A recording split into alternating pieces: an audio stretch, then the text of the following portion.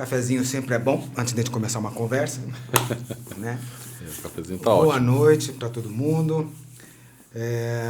Estamos começando mais um podcast da Uniesp, Faculdade de Música Carlos Gomes, seguindo a nossa escala a respeito do curso de música aqui na faculdade. A gente começou, para quem tem nos acompanhado, a gente começou falando sobre o curso de música, uma entrevista com a diretora Prisciane Santiago. Depois trouxemos aqui a educadora Tayara Ivonique, que falou sobre a profissão em si, o exercício da profissão, todas as possibilidades, o que concerne a profissão do professor de música, do licenciado, no tocante a trabalhar na prefeitura, no estado, nas escolas particulares. Na semana passada, para quem se lembra, daí o assunto foi sobre as políticas governamentais a respeito do curso de música, a respeito do músico. E hoje eu tenho o prazer de contar aqui com um colega, amigo, Tomás Sampaio, que vai trazer um assunto que eu acredito que é o interesse de muitas das pessoas que estão assistindo a gente agora, que é o papel do músico empresário, né? O Tomás, ele, além de ser um exímio instrumentista no instrumento dele, que é o violão, ele tem se embrenhado pelo caminho do empresariado dentro da educação musical. Resumindo, isso que eu falei bonito, é uma escola de música, né? Mas antes de entrar no assunto, óbvio que eu já esqueci tudo aquilo que eu anotei, né? Mas o Tomás Sampaio, além de grande instrumentista, mas a formação dele começou, a educação de graduação foi lá na Unesp, é isso? A minha graduação foi na Universidade Cruzeiro do Sul. Vocês viram que eu anotei bem. O mestrado depois eu fui fazer na Unesp. Isso, eu anotei rápido, desculpa. Mas foi na Cruzeiro do Sul. Foi na Cruzeiro do Sul. Estamos falando de que época?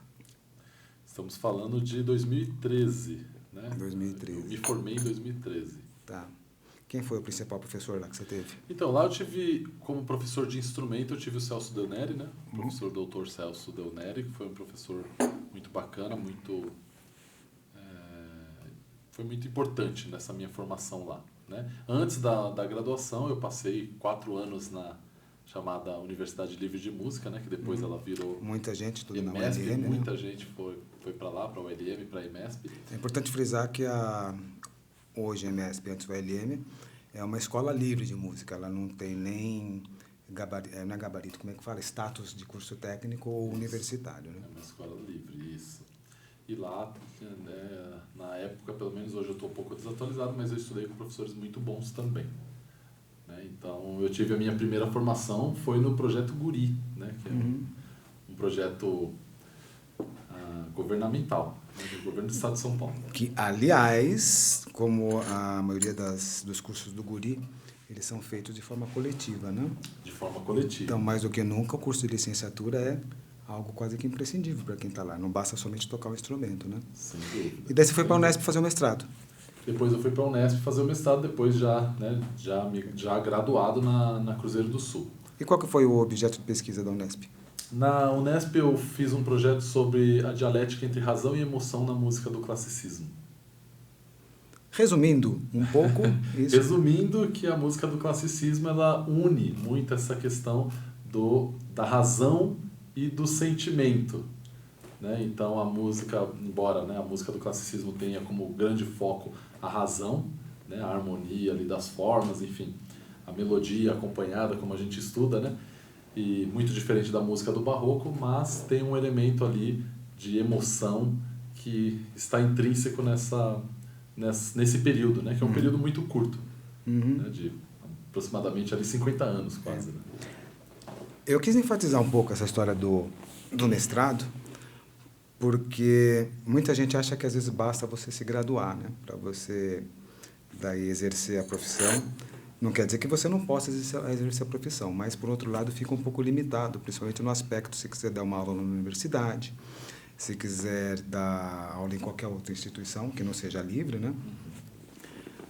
é uma coisa que você já tem uma vantagem, né? Sem dúvida. Só você não sabe, mas em breve você vai ser professor nosso aqui.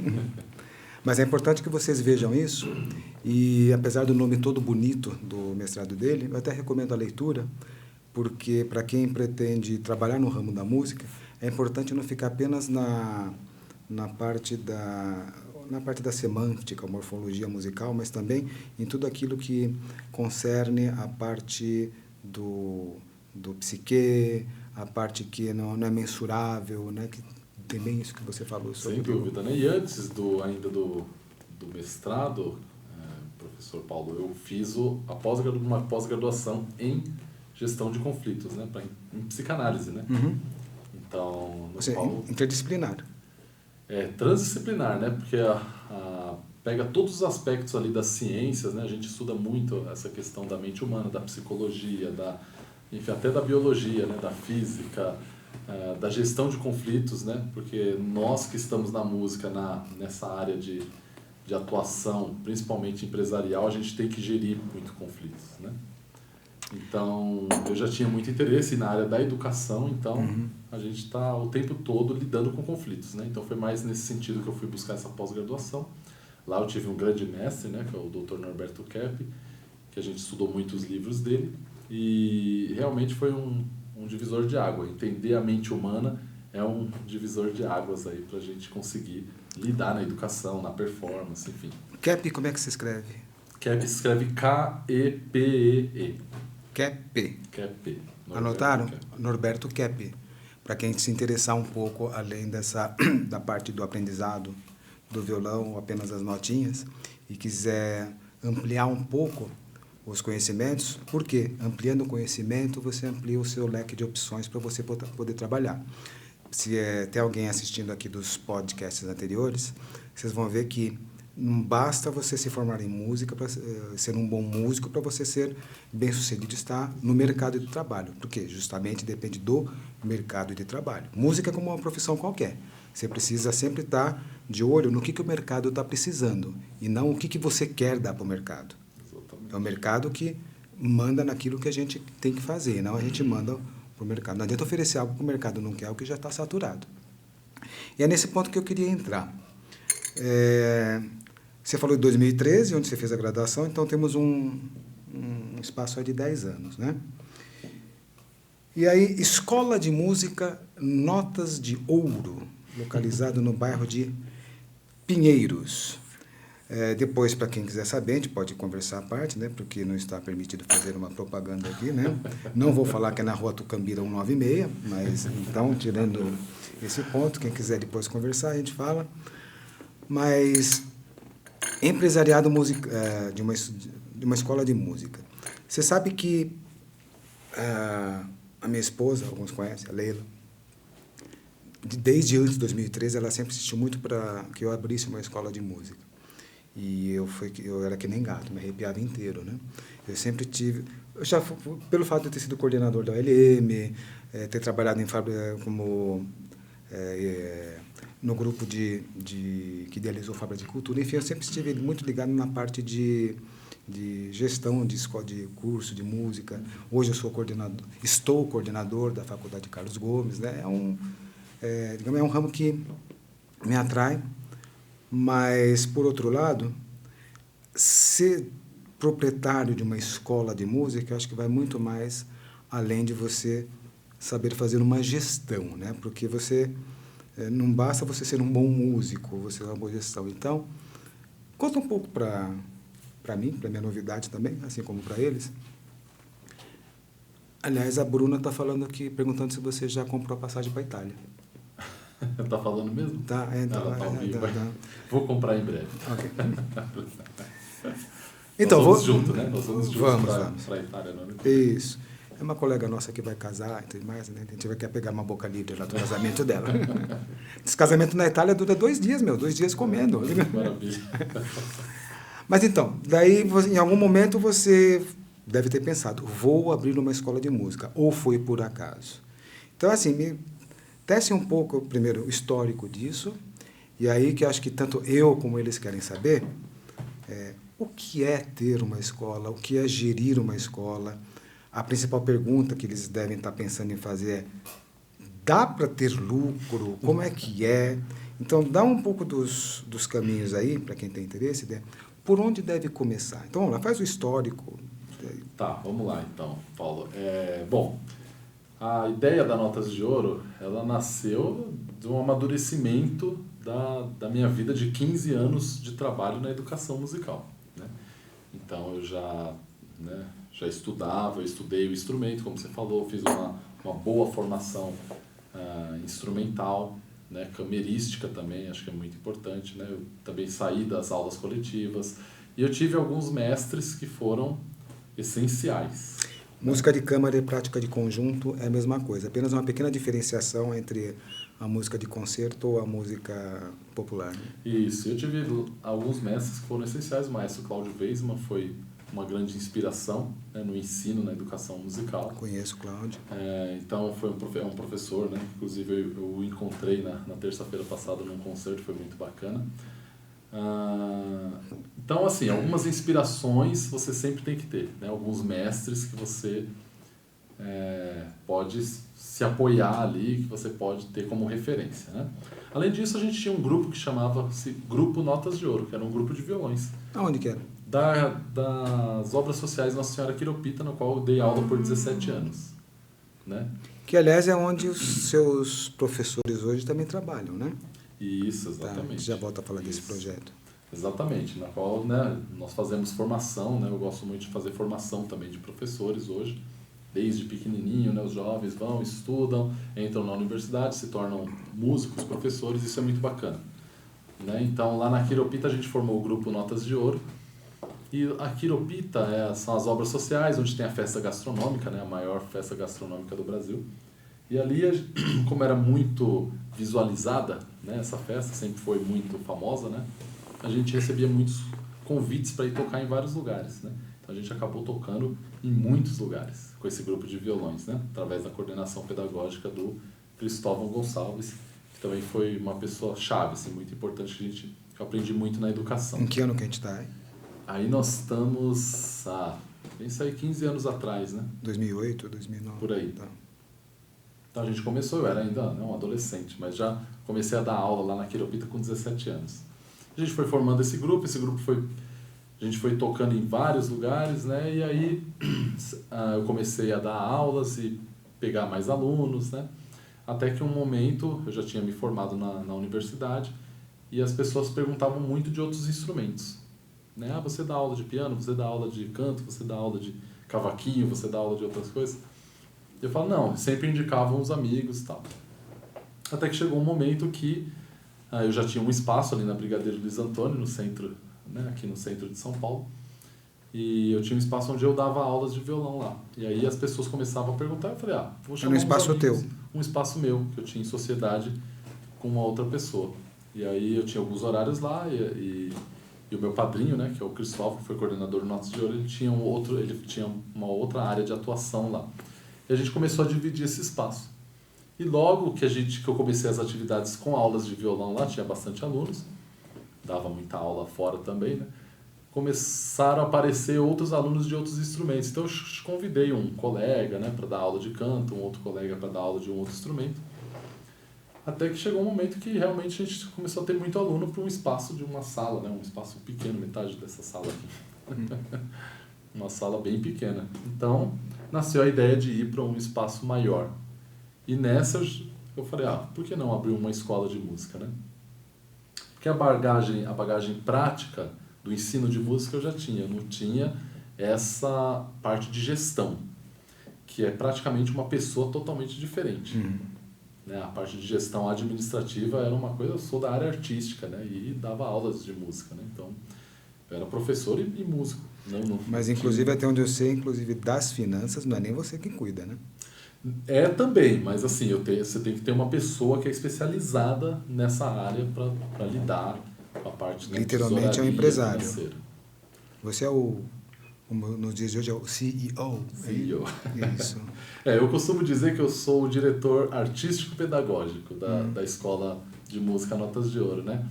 Porque toda essa parte, eu tenho um grupo de advogados que me auxiliam né, que são um grupo de alguns advogados que me auxiliam nessa parte jurídica, né, que é muito importante também a gente ter essa parte jurídica, porque sem ela você não toca o negócio para frente. Aí você pensou em abrir a escola. Aí, qual foi o próximo passo? Então, aí eu abri, o próximo passo seria ir para um espaço maior. Então, você foi procurar o espaço. Eu fui procurar o espaço. Como é que você escolheu o ponto onde você está hoje? Então, Que é um ponto muito bom, aliás. É um ponto muito bom, O ponto é assim, eu gostaria de atender os meus alunos num ponto que fosse movimentado, fosse perto de metrô, perto de estação, né, que também pudesse os carros chegarem com facilidade, né?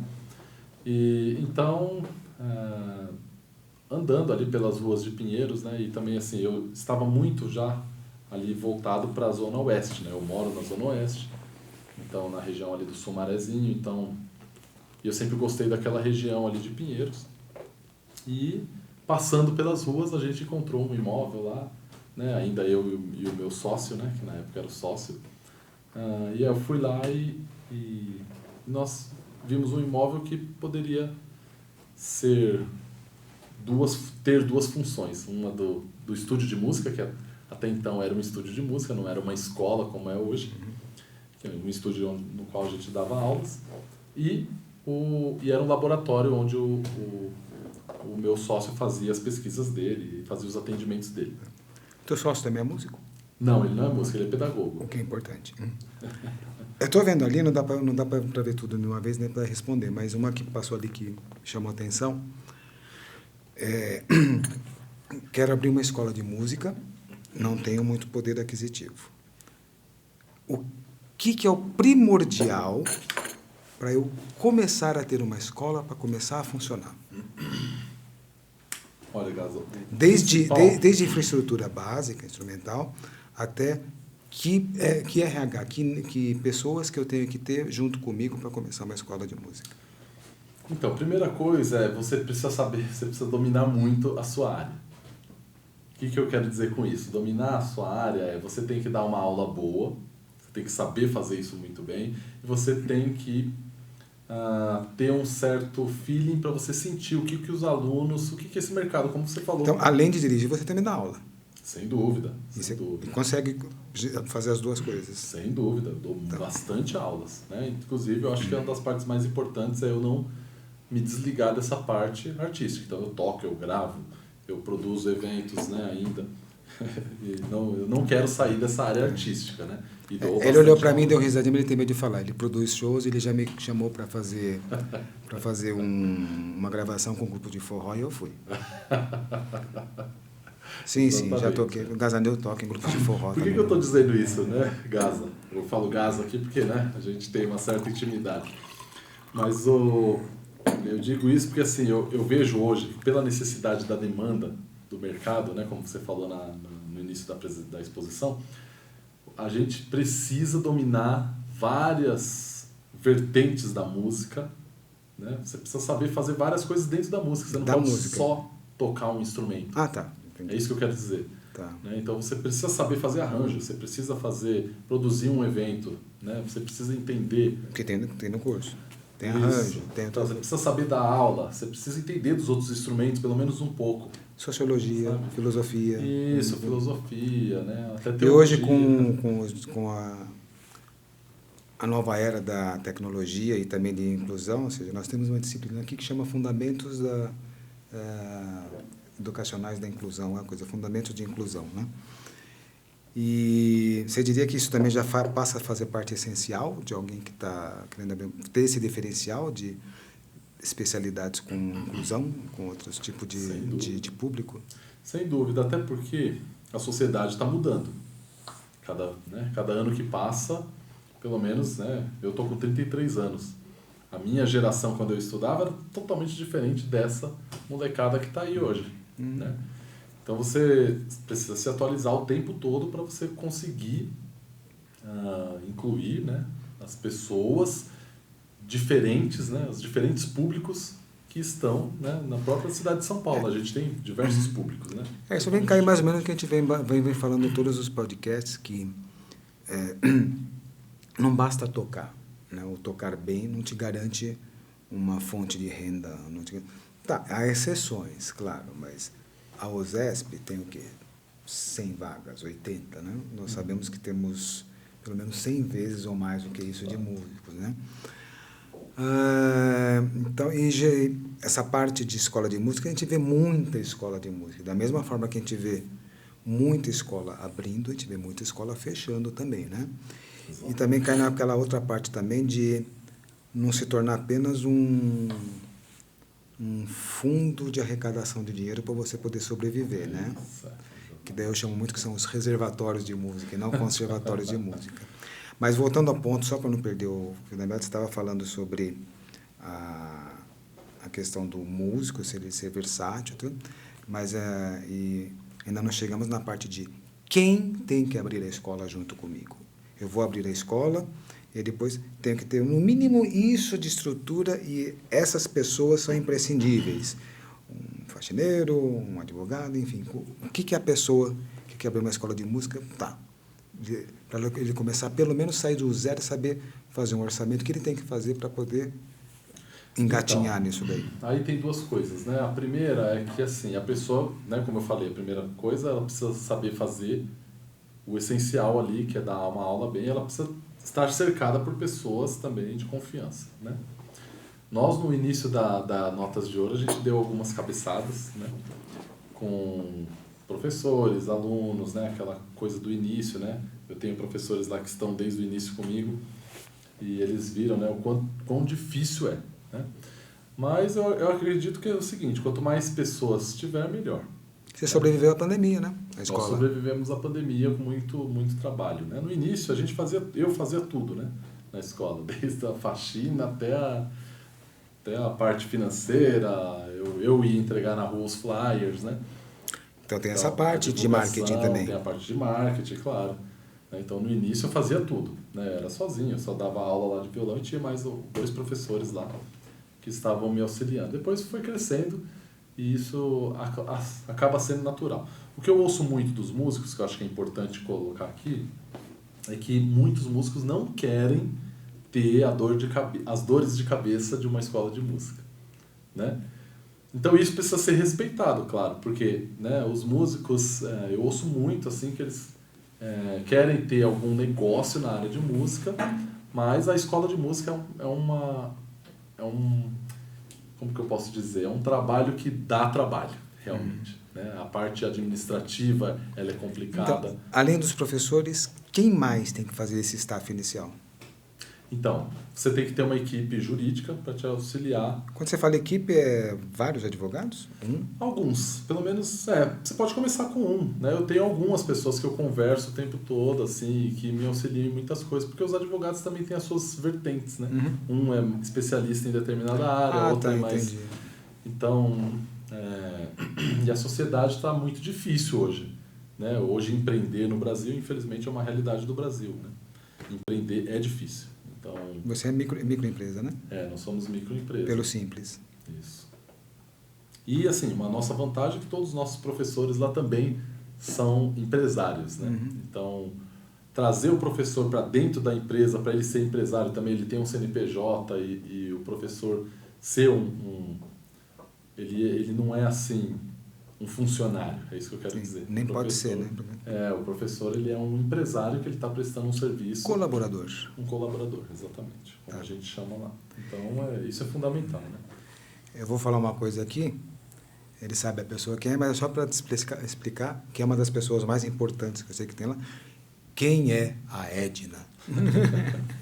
Então, a famosa Edna, né, é a pessoa que ela segura o cabresto, né, como fala. Ela quebra a torneira e fecha? Ela que fecha a torneira, né, então tudo é passado por essa pessoa, que é uma pessoa da tesouraria, né, é a pessoa que controla os gastos, né, de uma empresa. Então o músico, ele muitas vezes não...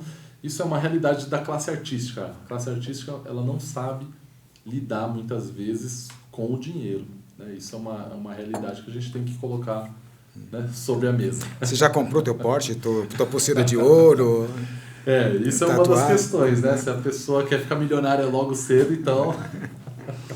ela precisa ter muito claro Tá. isso, né? Que é um trabalho que você, de longo prazo, e que assim, também uma coisa que eu acho que é muito importante a gente falar, né? Que a música, a escola de música, o empreendedor em música, ele precisa pensar muito no público, de que a música não é uma coisa para ele só, como você falou, né, no começo. Não é uma coisa só para nós, é uma coisa que a gente está fazendo para o outro, é um benefício para o outro. Então, muitas vezes, a gente tem que abrir mão, né, do nosso ganho para contribuir para aquele aluno, para aquela pessoa. Tem um trabalho social por trás. Entendi. Né? E tudo isso você faz? Você faz tudo isso nós temos alunos bolsistas na escola. Né? Eu entendo, assim, eu como leigo nesse ramo, eu entendo que se eu quero abrir uma hamburgueria, né, eu vou querer abrir num lugar, o meu público vai ser vou determinar um público-alvo, né, específico, né, e daí eu vou ter que fazer, eu não, a pessoa que eu contratar, mas eu vou acompanhar porque eu quero entender, vai ter que fazer lá algum tipo de equação de conta para minha matéria-prima, eu compro do fornecedor, eu compro o guardanapo, o ketchup, a carne daqui, eu não sei, enfim. E daí a minha lucro, pagar meu cozinheiro, pagar minha garçonete, não sei o que, e daí tem a parte de lucro. Toda essa parafernália de contas, ou seja, que é para você saber o custo final. Isso é uma pessoa específica com você, ou é você com pessoa específica? Como funciona essa parte de saber o famoso quanto eu cobro do aluno e quanto eu pago para o meu professor? Isso é uma pergunta muito interessante, Gaza, porque primeiro que a gente tem que passar por uma pesquisa. Né? Uma pesquisa? O que seria essa pesquisa? Seria uma pesquisa de mercado. Quanto que as escolas de música cobram? Né? Mas da região? Da região, claro. Tá, porque muda o preço, né? Ou seja, uma escola de Sem música dúvida. na Zona Oeste E não vai cobrar a mesma coisa. a gente tem que levar em consideração a qualidade dos professores. Tá. Né? Hoje a gente tem professores doutores na escola.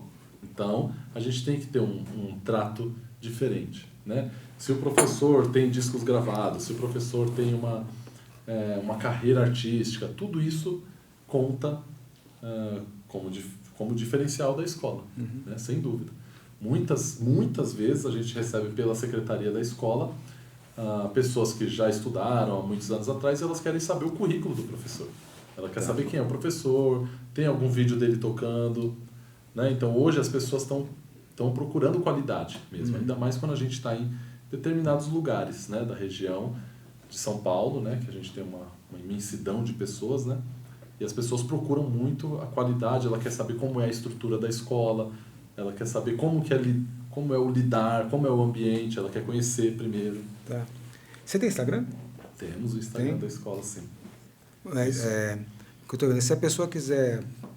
eu vi que você falou sobre a pesquisa para você definir preço. Né? A pessoa que quiser conversar com você um pouco sobre isso, até mesmo conhecer a escola, ou conhecer como é o trabalho de empresariado, como que ela te acha? Então, ela pode achar através do nosso WhatsApp, que é só se ela colocar lá Escola de Música Notas de Ouro, Pinheiros, São Paulo. Ela já vai ter o telefone da escola, tanto para ela telefonar e o WhatsApp da escola.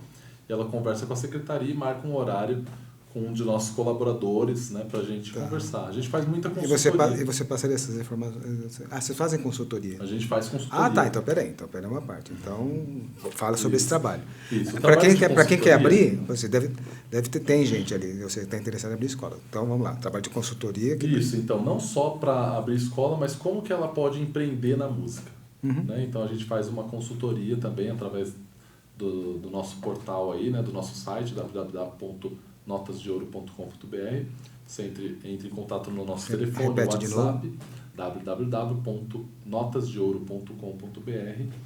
Lá vai ter o telefone, vai ter o WhatsApp, a pessoa entra em contato e ela pode marcar uma conversa com a nossa equipe para ela saber o que ela quer fazer. Né, então você faz trabalho de consultoria. Tá. E fazemos treinamentos também para professores, né? Tanto de escolas quanto músicos. Porque eu sei que você não trabalha só com aulas lá no espaço físico da escola, né? Exatamente. Tem um outro trabalho que você faz também, né? Nós temos agora várias parcerias com vários colégios, né? Que é um programa nosso que chama-se Notas na Escola, né? No qual as escolas começaram a nos procurar para a gente ter essa qualidade de notas de ouro nos colégios. Ou seja, o que o Estado e o município devia estar fazendo é você que está fazendo, é isso? Exatamente. Tá. A gente faz isso e as escolas, né, parceiras têm gostado muito do nosso trabalho. A gente tem essa experiência, né, com essas aulas coletivas. Invariavelmente, cada hora que você fala um negócio, você vê um negócio. Quê? Não, mas voltando aqui, ó. Então, volta aquela história do mercado de trabalho. Ou seja, não basta você abrir lá o teu cantinho, aluga a tua casa para você dar suas aulas. Ou seja, você está procurando também sempre abrir novas atuações da escola de música. Então, você tem essa parceria com escolas. Isso que alguém procurou, você achou, ou você ofereceu? Como é que foi essa... Então, através do nosso grupo Notas de Ouro e do nosso site, né, e dos nossos projetos na educação musical, vamos colaborar aí. Vários diretores, né, vários diretores, várias coordenadoras, né, a gente acaba conhecendo muita gente, né, então eles gostam muito quando a gente vai fazer uma apresentação artística ou uma exposição, né, um treinamento, né. Nossa equipe faz muito treinamento com professores, né, das escolas, dos colégios públicos, então públicos e privados, né. Então quando a gente vai fazer um treinamento, alguma coisa assim, sempre sai uma indicação para outras pessoas e as pessoas acabam conhecendo o trabalho. E quando elas conhecem, elas gostam muito, então elas querem ter, opa, deixa eu ter isso aqui na minha escola, né, na minha empresa. Né? Tem muitas empresas também que querem fazer o trabalho, então a gente está expandindo muito. E isso foi muito bom para nós, que na pandemia, né, também as escolas precisaram muito desse auxílio. Você fez Sebrae? Não fiz, aprendi tudo na prática. Tudo na prática? Dessa questão mais financeira e administrativa foi tudo na prática. E claro, né, esse curso de pós-graduação que eu recomendo, né, da Fatri, mas ajuda se a pessoa quiser fazer Sebrae antes de abrir uma escola? Ajuda, sem dúvida, sem dúvida. Né? Eu acho que qualquer curso que a pessoa estuda, né, qualquer coisa que ela faça nesse sentido ajuda. Né? Agora, eu costumo dizer que se a pessoa vai para o campo, né, é como aprender a dirigir. Né? A pessoa não aprende a dirigir só lá na autoescola. Ela vai aprender a dirigir mesmo quando ela pega o carro e vai para a rua. Ralando na garagem. Ralando na garagem, né? E passando sem dar seta, muitas vezes esquece, enfim. E aí toma uma multa lá. O Sebrae, para quem não conhece, é um órgão... Ele é governamental ou é privado? Eu acredito que seja uma parceria público-privada. É SEBR, Sebrae, SEBRAE. Né? Na internet vocês acham. E eles têm vários cursos de empreendedorismo em várias áreas. Eu sei que algumas orientações são gratuitas, outras são pagas, mas é muito legal se você ainda não tem esse espírito desbravador como o Tomás. É que também na época que você começou a gente não tinha toda essa disposição tecnológica que nós temos hoje, né? Pelo menos tem um pouco. É sempre recomendável, tá? E o que eu estou vendo que é importante, ou seja, o produto final, que é o dar aula e teu aluno, é o último de tudo que você está falando, então, né? É o último e ao mesmo tempo é o primeiro, né? Porque é uma coisa que você tem que ali dominar mesmo, né? Então, ao longo desses 17 anos aí dando aulas, eu dei aulas para desde bebês, né, nas aulas de musicalização, quanto 90, vamos falar, idosos com 90 anos, né? Eu tive alunos de 90 anos. Imagina. Então você acaba... Eu sei que tem um casal lá de senhores com 87, né? Que faz tango, né? Isso e tal. E é muito rica, né, essa experiência. Eu trabalhei também com estrangeiros, né? Muitos anos. Aprendi muito também, né?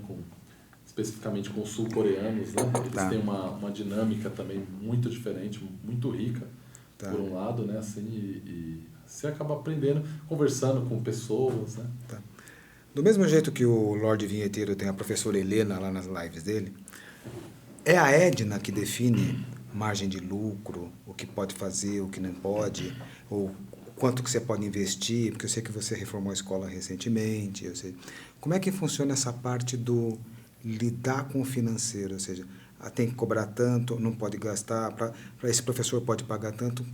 É você, é ela, é os dois juntos? Como é que funciona mais ou menos? Isso é um trabalho, né, da Edna, é um trabalho meu, é um trabalho da secretaria também. Né? A gente conversa muito como que está o público, como que está a demanda, né? Com as pessoas que têm chegado na escola, como que elas estão. Né? Então isso faz toda a diferença. Tudo faz toda a diferença. E é um trabalho de equipe mesmo, a gente conversa muito. Né? Nós conversamos muito com os professores, como é que está? Eu acho que esse aluno está meio assim... Né? Então, quantas vezes, né, nós conversamos sobre os alunos, sobre como que está o desenvolvimento. Então, eu acho que isso também é o que falta nas escolas de música também. Então, de um especialista geral, né? em gestão financeira é essencial. Essencial, sem dúvida. Tá. Uma pessoa ali que está, né, junto com você, trabalhando nessa parte financeira. E a outra é esse diálogo. Eu conheço, né, muitos amigos, né, colegas que tem negócio em música, né, escolas de música, estúdios, enfim. E muitas vezes eles não querem saber dessa parte mais humana, de estar ali junto com o aluno, com o professor, conversar, o que está acontecendo, esse aluno está insatisfeito, ele não está conseguindo aprender, o que está acontecendo, né? Então, esse acompanhamento, que aí faz parte da direção artístico-pedagógica, né, que eu gosto de falar, precisa ter, né, muitas vezes. E tem uma outra questão, né, Gaza, que eu vejo assim um pouco de dificuldade também, é de ser um artista e um professor que está na administração da escola também. A gente não tem um mantenedor que está fora e que é o dono da escola, vamos dizer. Né? Então, para nós que somos músicos, né, que somos formados em música, a gente vai enfrentar esse desafio. É que a maioria, até onde eu sei, ele quer ter uma escola de música, ficar em casa assistindo Netflix e só receber o dinheiro. Exatamente. Né? Muita gente, né? Depois não me deixe esquecer, no final da entrevista, aproveitando aqui, falei no nome do Lorde Vinheteiro, aquele assunto lá. Tá, Desculpa, gente. Não, o que eu ia dizer, o que eu ia complementar aqui era que muitas vezes a pessoa não quer ter as dores de cabeça, o músico, né? Ele não quer ter as dores de cabeça dessa parte mais burocrática, que é muito chata realmente, né? Nós somos da música, a gente acha, né, chata essa parte, mas é essencial.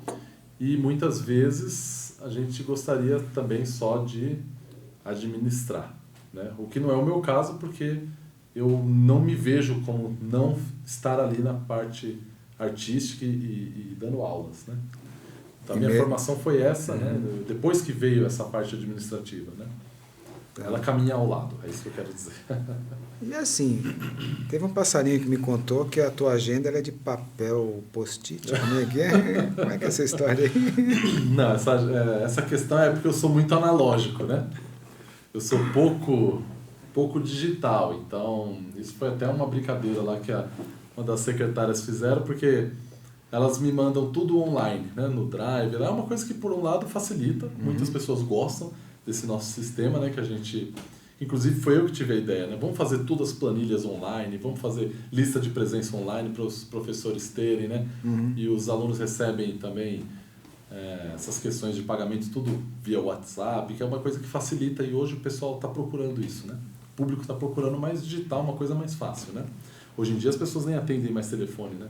É tudo no áudio do WhatsApp. O áudio do WhatsApp, é verdade. Que me explica. Então, através dessa prática, dessa vivência, as meninas começaram a fazer lá a minha agenda, né? Elas cuidam da minha agenda, né? Portanto, para eu vir aqui, por exemplo, hoje eu tive que fazer um carnaval na agenda, né? Tira aluno daqui, põe ali, tira né? uma questão de tocar e gravar em alguma coisa.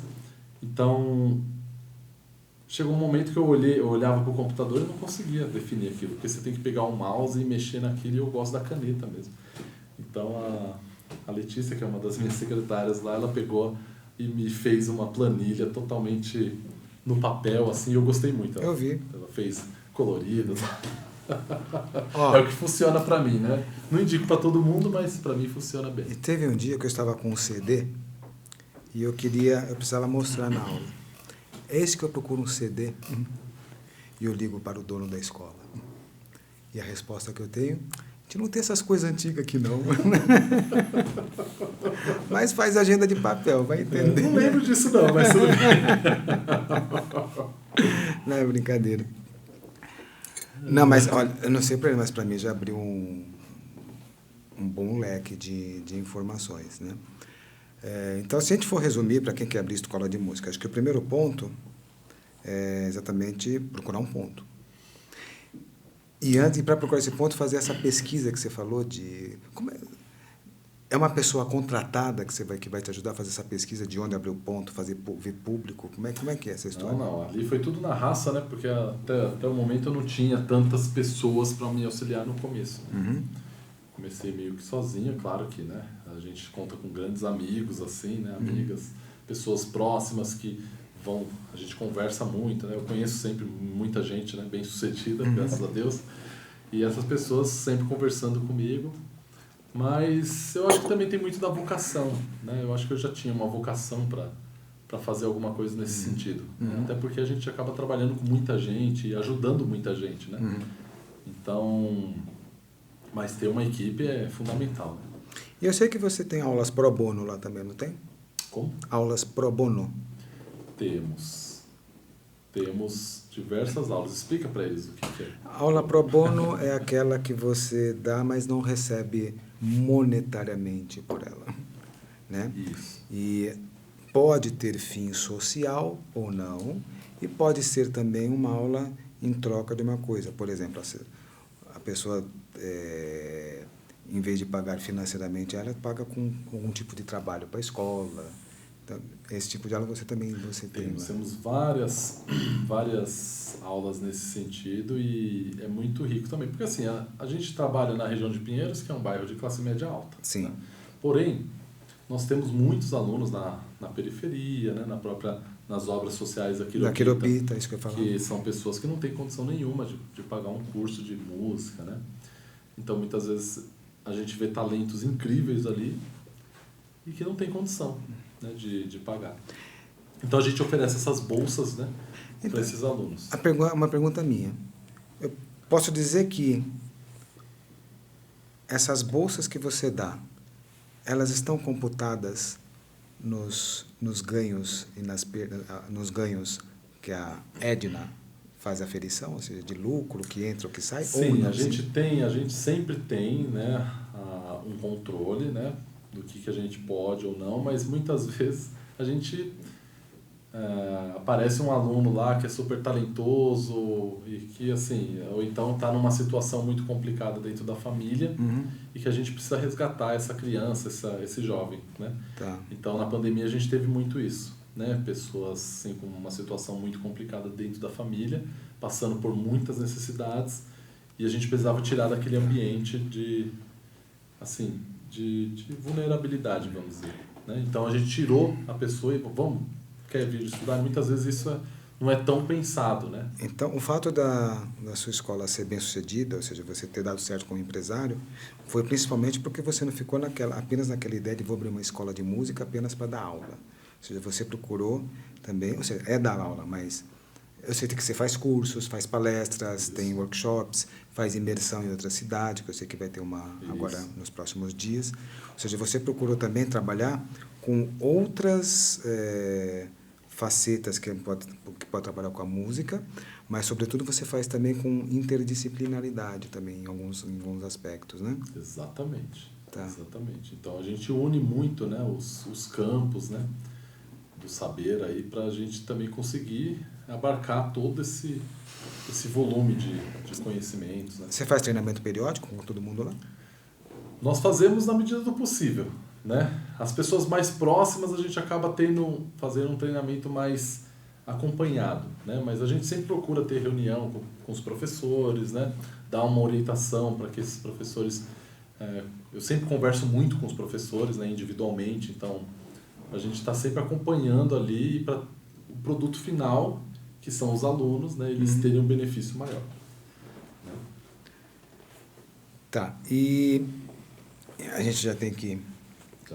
Já temos que caminhar para o fim, Senão já tem gente que vai estar com o feijão queimando. Eu não quero ser responsável, não, pelo marido ou esposa estar reclamando que Posso deixou... falar só uma coisinha, Gaza? À vontade. Que além a gente está falando de empreendedorismo na música, né? Mas isso não é necessariamente que a pessoa vai abrir uma escola de música, né? A gente tem muitas formas da pessoa empreender. Ele pode ser um concertista, ele pode vender o trabalho dele como pianista, como professor mesmo, ele pode vender o trabalho dele como pessoa física, né? Ele pode se tornar uma pessoa jurídica, ele pode vender os discos que ele gravou, a plataforma dele online, ele pode fazer N coisas dentro da área da música e que não necessariamente precisa ter uma escola de música. Mas, de qualquer forma, precisa passar por todas aquelas etapas que você falou. Precisa passar por etapas. Por isso que nós temos pesquisa. essa consultoria. Né? A gente dá essa consultoria para ver onde que a pessoa quer chegar. Né? Por exemplo, eu vou dar esse exemplo do Doninho. Né? O Doninho do Forró é um cabeleireiro. Né? Ele ama música, sempre amou, e ele sempre teve vontade de investir no trabalho dele, de gravar os discos dele, fazer... É um sonho que ele está realizando. Então, né, nós fizemos várias conversas com ele para que ele realizasse esse sonho, porque estava tudo de forma imaterial. Né? Ele não tinha nada assim pronto. Né? E agora ele está super feliz. Nós já vamos agora entrar no terceiro projeto dele, né, no terceiro disco dele. Ele está super feliz assim porque ele está realizando isso e está conseguindo... Que foi onde eu toquei, viu, gente? Ele tocou no disco de forró. Ninguém vai me achar no palco que eu estou caracterizado, mas eu toquei. Então, isso é importante, né? Então, a gente chama pessoas boas para compor esse elenco aí. Porque música é música, né? Eu acho que... E outra, trabalho é trabalho. Acho que isso é muito importante. Quando já falei em outras ocasiões, acho que você pode falar a mesma coisa. Eu consigo dizer que hoje, com 57 anos, não entrou um centavo no meu bolso, na minha conta, que não tenha vindo da música. Isso é muito importante, né? E o que você diria para finalizar? Você qual a mensagem? Só repetindo, então, a consultoria, que isso é muito importante, pode entrar no site da escola, que está aqui embaixo como é que chama? Na descrição do vídeo, né? Na apresentação dele, né? Com esse breve currículo dele. Mas, mas eu quero começar amanhã. O que eu tenho que fazer? Então, a pessoa pode entrar em contato conosco e a gente vai marcar uma reunião, que pode ser online ou presencial, e a gente tem algumas etapas no qual nós possamos te orientar para você ser um empreendedor da música, né? Lembrando que não é só você ter uma escola de música, mas você pode ser um empreendedor de composição musical, você pode ser um empreendedor em arranjos de música, você pode ser um empreendedor, enfim, em produção musical, em gravação. Então, você, ou pessoas como você, ou como a sua empresa, na verdade, é o primeiro staff que ele tem que, antes de abrir qualquer coisa, né? Ou seja, para começar a fazer esse mapeamento, né? Não é ir com a cara e com a coragem e vou abrir uma escola, deixa eu alugar essa casa aqui, colocar um teclado Tem que tomar um cuidado, a pessoa precisa ter conhecimentos, né? Então é importante, porque estamos falando com uma pessoa que deu certo. A gente sabe quantas escolas de música abrem, quantas fecham e quantas enganam, né? Exatamente. Então, eu acho que essa entrevista ela foi super esclarecedora, para mim, inclusive, né? Continuo não querendo abrir, não, gente. Eu prefiro ser funcionário, mas é por opção, né? Já falou, já comecei a ficar cansado. Mas é assim, então se você quer trabalhar como empreendedor, não só de escola, mas da sua carreira, enfim, tudo tem a ver com você fazer um mapeamento profissional do produto que você quer vender. Exatamente. E a pessoa pode fazer parte de uma equipe também, né, Gás? Isso é muito importante. Sim. Ela fazendo parte de uma equipe de empreendedores, vamos dizer assim, eu acho que é a grande libertação dos músicos em relação a essa área financeira. Infelizmente, né, a gente tem muitos músicos assim que estão meio que até perdidos, né? Eles não conseguem se situar assim na área. Então, quer dizer, eu me formei, toco muito, ou canto muito, sei ler partitura, sei fazer arranjo, tá com uma bagagem técnica grandiosa, mas ele não sabe como que ele vai fazer para ele ganhar dinheiro nessa área. É isso aí. Então, tudo isso nós ajudamos lá na Notas de Ouro. Valeu. Foi um prazer imenso ter você aqui com a gente hoje. Eu que agradeço. Não foi a última das visitas, tá? E espero que vocês consigam realizar o sonho de vocês, de empreendedorismo, seja com a escola, seja da carreira. Mas é importante que você possa olhar lá na frente e falar, eu vivo de música, eu consegui. Porque tem pessoas que conseguem. Se tem pessoas que conseguem, é porque é possível. Tá? Basta olhar o mercado e basta começar do jeito certo. Um abraço afetuoso para todo mundo Beijos. Mais uma vez, muito obrigado, Tomás. Eu que agradeço, Paulo. Boa noite.